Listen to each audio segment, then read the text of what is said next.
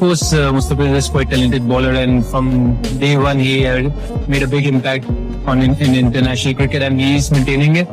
And you can see the quality of slow one or the Yorkers he got, bouncers he got. He got all kind of deliveries and. শুধু বলার নয়, মুস্তাফিজ নাকি এক জাদুকর। মুস্তাফিজকে নিয়ে একই বলল ভারতের কোচ গৌতম গম্ভীর।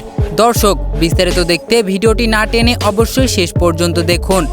এশিয়া কাপের সুপার 4-এ সবার নজর বাংলাদেশ বনাম ইন্ডিয়ার হাই ভোল্টেজ ম্যাচে। দুবাই আন্তর্জাতিক ক্রিকেট স্টেডিয়ামে মাঠে নামবে দুই এশিয়া তারকা।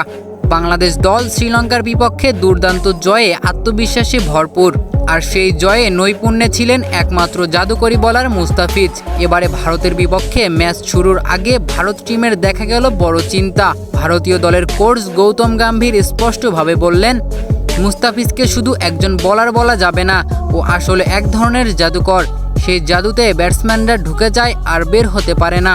আইপিএলে ওর বল আমি খেলেছি এবং দেখেছি। মুস্তাফিজের বিপক্ষে দাঁড়ানো এতটা সহজ নয়। ডেথ ওভারে ওর স্লোয়ার কাট খেলা খুব কঠিন হয়ে দাঁড়ায়।